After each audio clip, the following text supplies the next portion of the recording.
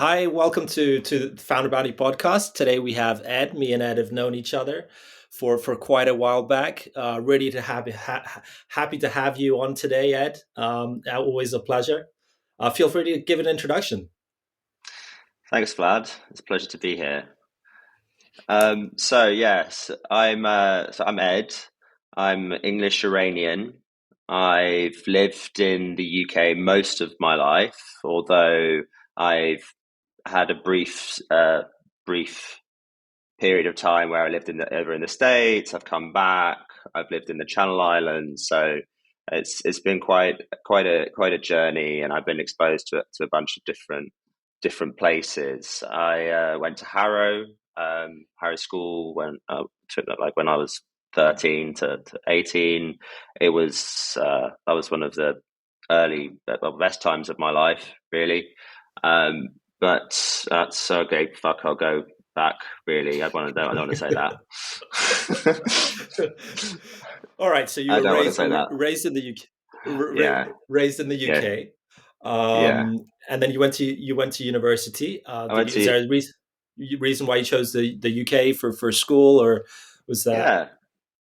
yeah, yeah. I chose to go to Imperial College because I thought it was a good uni, but also it was near where I lived, so it was quite easy for me to get to class Got it. every day. So that said, I did want to go to the States to go to Stanford or Harvard to do an MBA, Right. but decided I'd rather work than spend 2 years of my life and a Of whole bunch course. of Yeah. money on something I didn't know was going to work. Plus, the most interesting thing about going to the US is the network, and I didn't see Hmm. myself spending time in America. I was going to spend my time over Right. here, Right. so it wasn't really useful.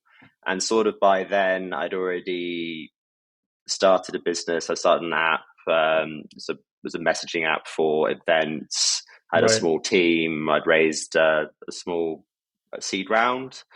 I went to San Francisco, tried to get funding for it. It didn't really work out for me too well.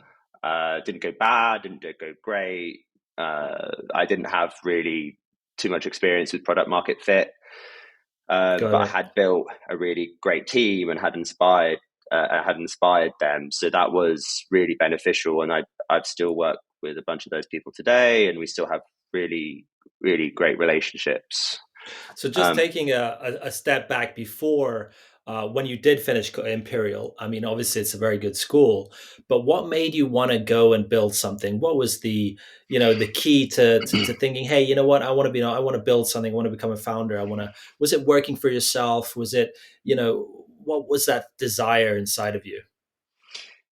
I just really like to build. I just really like to build.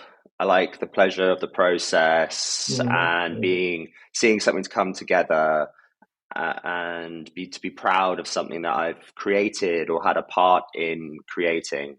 Right. And my father's an entrepreneur. He's always hustled and tried to make things happen. And so I think Hmm. I also drew a lot of inspiration from him.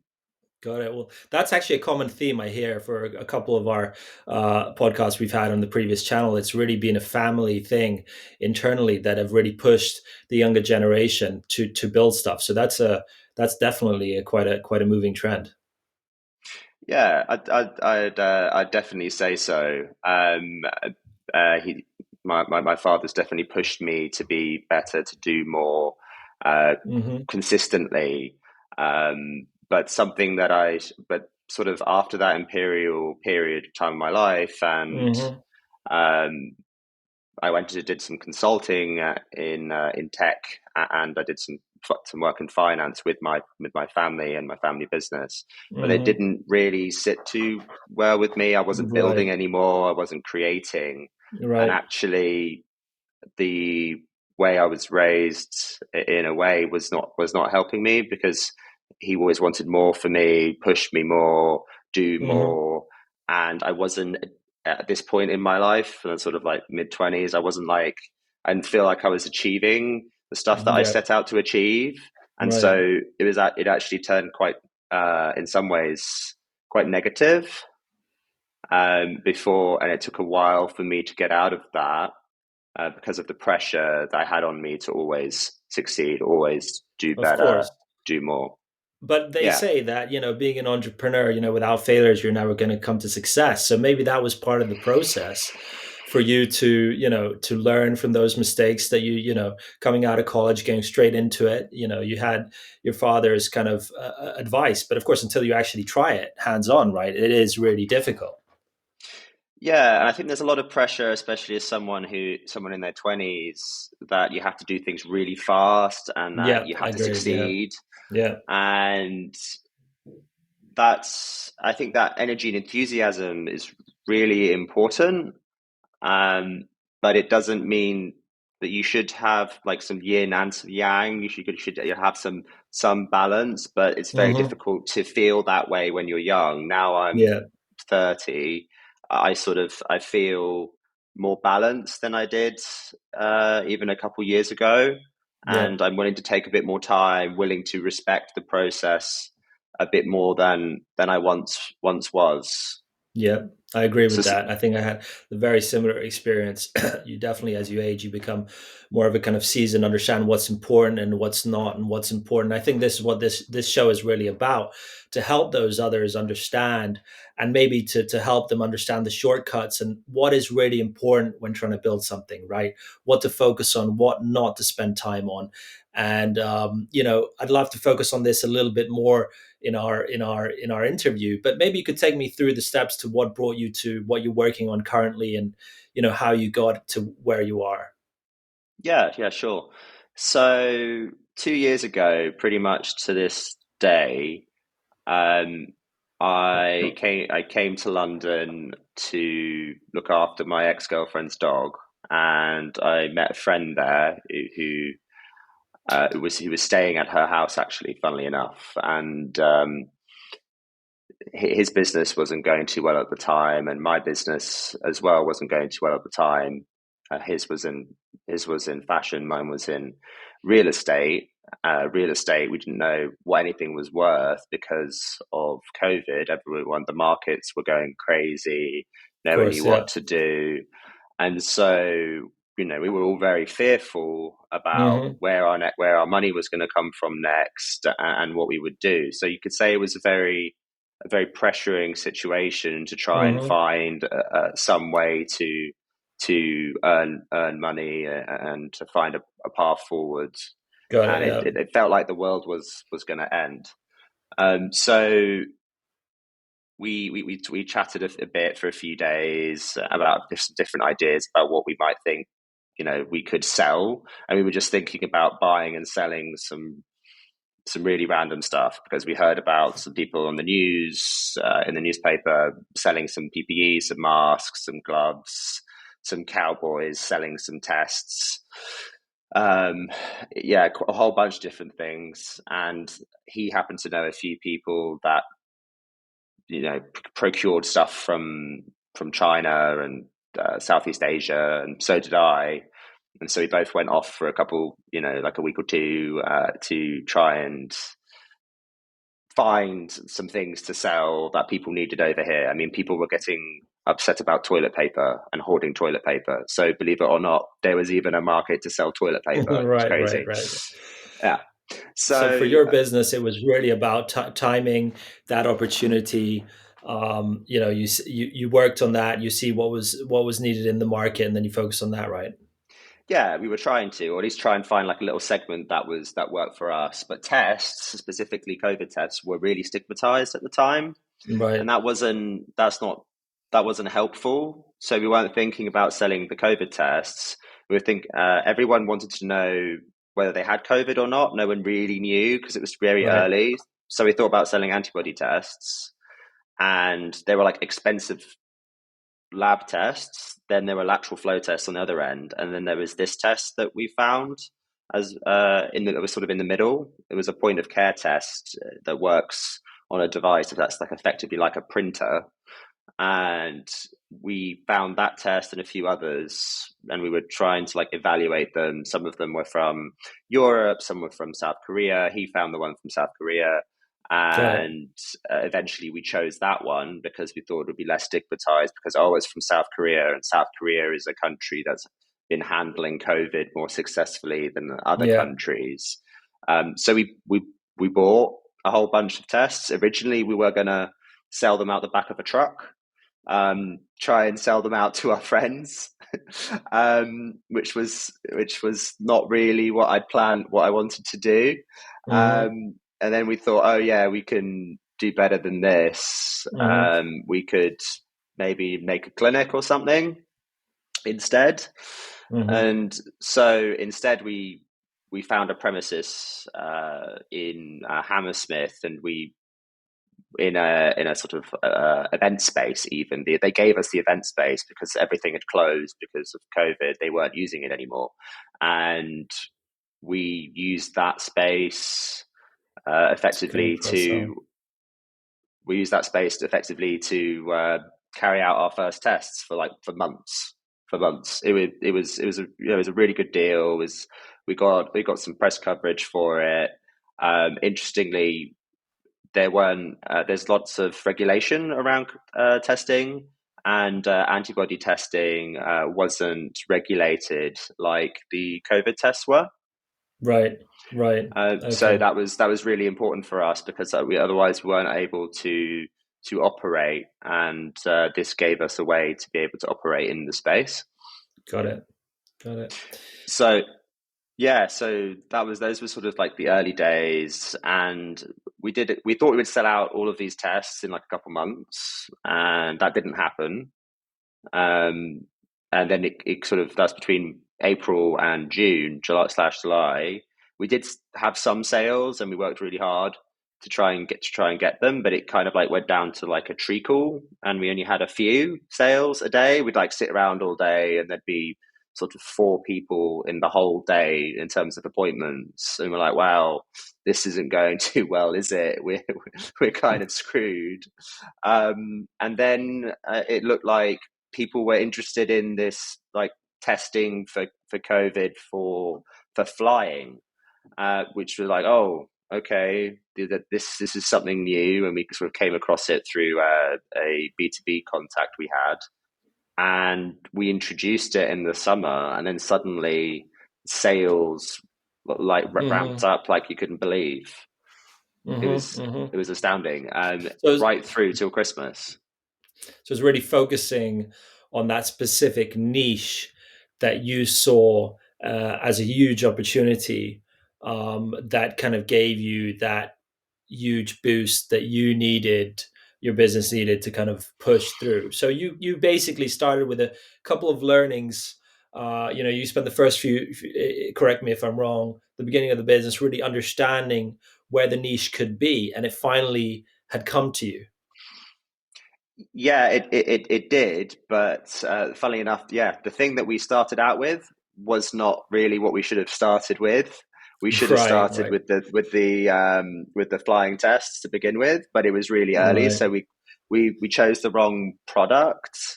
But we got there in the end, and Got we it. got there early. We were the first dedicated Corona test center in the UK as a brand. So first mover advantage was really there. It was which was great, and we got a lot of traction off that. However, we, Of we really course. didn't want to. I mean, something was quite interesting, I suppose, is we didn't want to have a phone line for the centres for the test centre because people would call us up and complain about the pandemic and try and vent at us about what was going on.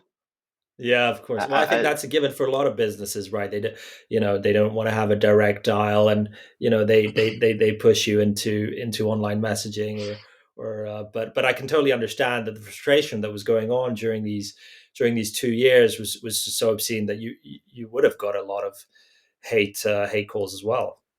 yeah, we got a few, but that was only in the early, like in the summer months. we actually decided that we would do phone calls, and our revenue doubled overnight when we started Wow. answering calls. Okay. It literally, like you saw from one day, it literally went from 100% to 200% just because we were answering the phones. I'd be up at like 7 a.m. in the morning, like eating my cereal, and the call would come through on air call, and I'd be like, have my headphones on. I'd be answering calls whilst I was having my cereal, like Yeah. just to try and get some more bookings in because people wanted the reassurance Right. about they didn't have the trust that there was someone on the Right. other end of this Yeah. company, that this Uh-huh. company was even real, and these people were real. And before that, we kind of missed it. We missed that, and yeah, it kind of went from there. And we went from one site to two sites, three sites, 10 Then you went sites, 12 exponentially. sites. Got Yeah, it. we ended up having a whole bunch more sites. We ended up doing a bunch of different types of tests.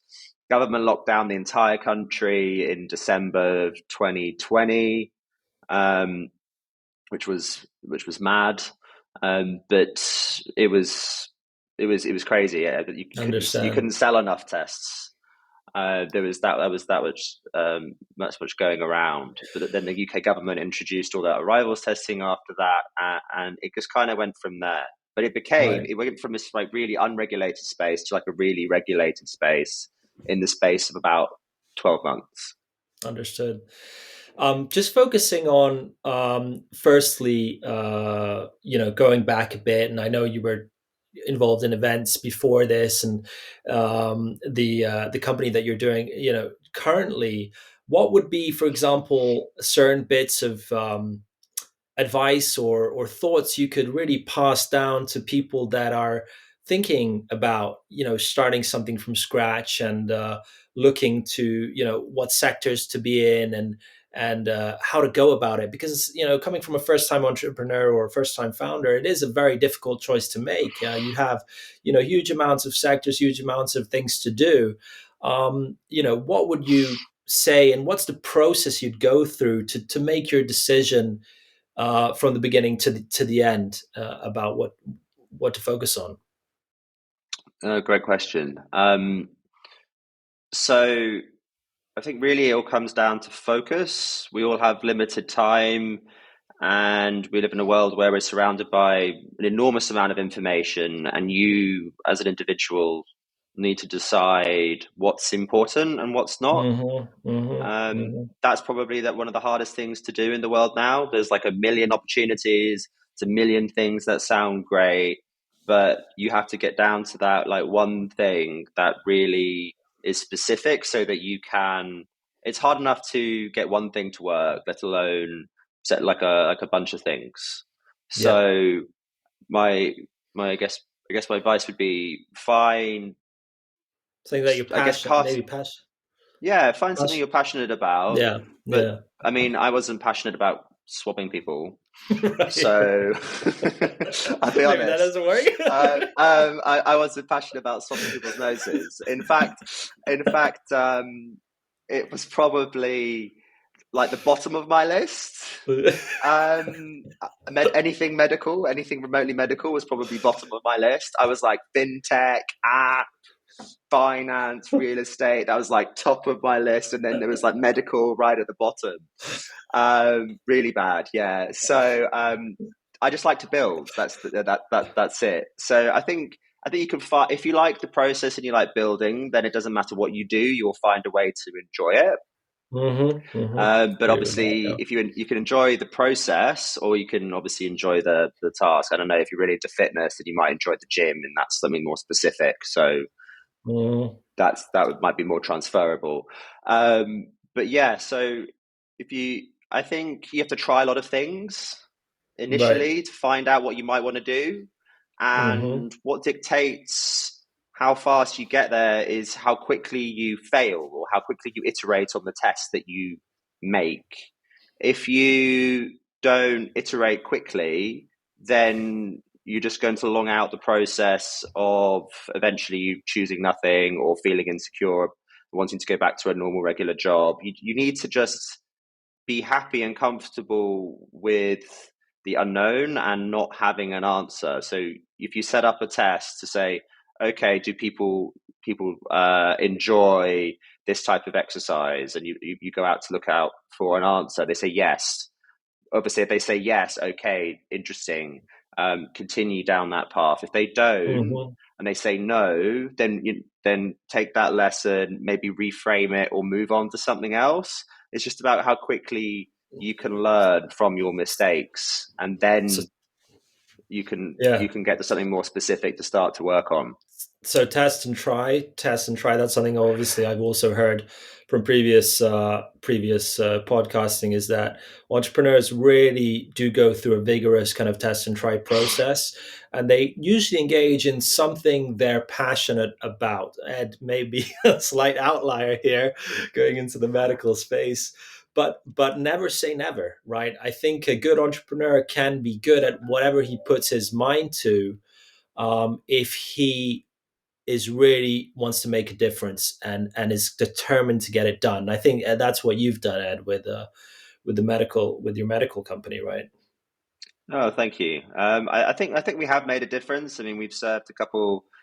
I think somewhere between 300,000 and 500,000 customers since the start of the pandemic, and it's coming into a very interesting phase now, because in 2 years you've gone from a business which has sort of grown exponentially and is now tailing off, much like COVID is in some ways. I mean, although COVID cases are rising, sort of like the testing The requirements the are testings, dropping yeah, away. of course, yeah, Yeah. yeah, So that's dropping away. And so now I find myself in a situation 2 years on where I have to reinvent what we built.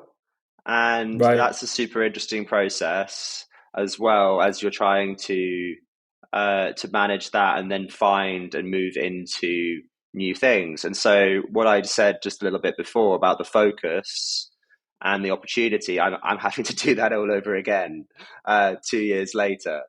And that's both exciting and terrifying at the same time. It's exciting because there's a world of opportunity and there's lots that we can do. It's terrifying because what if it doesn't work? What if I'm wrong? Um, I, and then also, what about everyone that's in the business, yeah, um, as well? That depends on it. Myself included. yeah. No, absolutely. I think what you've what you focused on, it was clearly a massive need in the market at the time.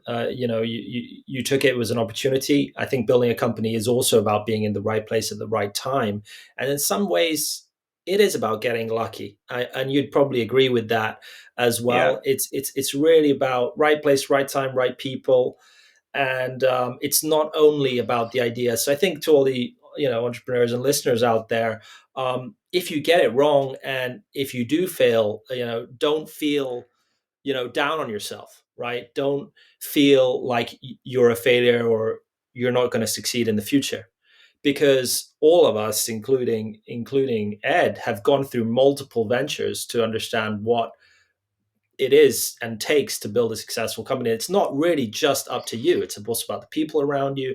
It's also about the timing, which is extremely essential, just like Ed's shown.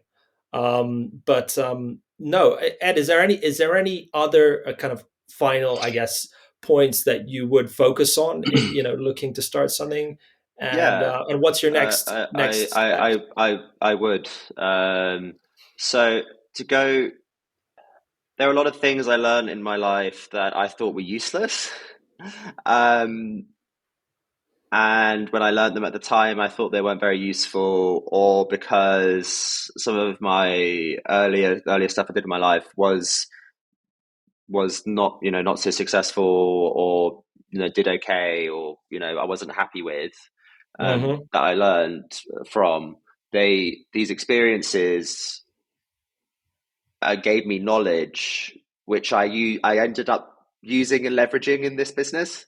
Right, Actually, right. I leveraged like a lot of it that I thought was useless and not very interesting and not relevant at the time, but it's funny because again you think that at the time it's not you're not it's not helping you, or that these failures, oh, I've wasted this much time of my life, I've wasted this Hmm. much money, um what have I done, I'm a failure or whatever. But it's helping to shape you and to grow as a person, and you don't realize how much you know, and you really don't. It's helped me enormously. I would definitely, if I didn't have those experiences earlier, I wouldn't we wouldn't have been able to do what we did. Yeah, I think that's a really good point, actually, is that, no matter what piece of information you do get during your career or during your life, that it can be useful at some point while you're working on something. I think that's what you've been through, right? Yeah, yeah, Amazing. no, 100%. Amazing. No, it's been a really interesting chat. Thank you so much for taking part. Plenty of people would would love to hear plenty more. Ed's always got some great stories to tell, which we will get you on board again. Looking forward to it, and yeah, thanks for your time. Thanks, Vlad. Cheers, Thanks. everyone. Bye.